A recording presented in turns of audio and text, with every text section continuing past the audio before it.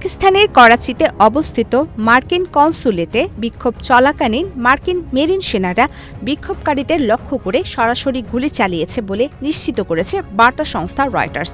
গত রোববার সংঘটিত এই সহিংসতার ঘটনায় অন্তত ১০ জন বিক্ষোভকারী নিহত হয়েছেন।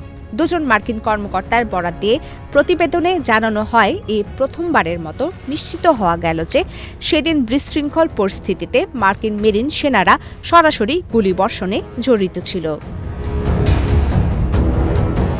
ইরানের সর্বোচ্চ নেতা আয়াতুল্লাহ আলী খামেনি মার্কিন ইসরায়েলি যৌথ হামলায় নিহত হওয়ার খবর ছড়িয়ে পড়লে পাকিস্তানে তীব্র বিক্ষোভ শুরু হয়। স্যান্ডেলিনা সো, রূপচর্চায় আভিজাত্য। এরই ধারাবাহিকতায় করাচিতে বিক্ষুব্ধ জনতা কনসুলেটের নিরাপত্তা প্রাচীর ভেঙে ভেতরে প্রবেশের চেষ্টা করলে নিরাপত্তা বাহিনী গুলি চালায়। তবে মেরিন সেনাদের ছোড়া গুলিতেই হতাহতের ঘটনা ঘটেছে কিনা তা এখনও স্পষ্ট নয়। এছাড়া সেখানে নিয়োজিত বেসরকারি নিরাপত্তারক্ষী বা স্থানীয় পুলিশও গুলি চালিয়েছিল কিনা সে বিষয়েও নিশ্চিত তথ্য পাওয়া যায়নি।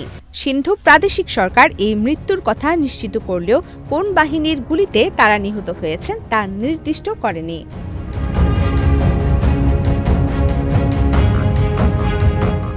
এই ঘটনার পর উদ্ভূত পরিস্থিতি বিবেচনা করে পাকিস্তানে অবস্থিত মার্কিন দূতাবাস তাদের সমস্ত ভিসা অ্যাপয়েন্টমেন্ট ও কার্যক্রম স্থগিত ঘোষণা করেছে। রাজধানী ইসলামাবাদ সহ লাহোর ও করাচির কনসুলেটগুলোতেও আগামী ৬ মার্চ পর্যন্ত এই স্থগিতাদেশ বহাল থাকবে। নিজেদের কর্মীদের নিরাপত্তা নিশ্চিত করতেই এই কঠোর পদক্ষেপ নেওয়া হয়েছে বলে জানিয়েছে দূতাবাস কর্তৃপক্ষ।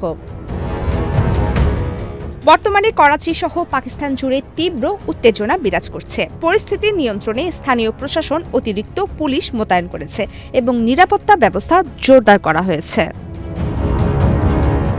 প্রমিতি কিবরিয়া ইসলাম, বাংলাদেশ প্রতিদিন।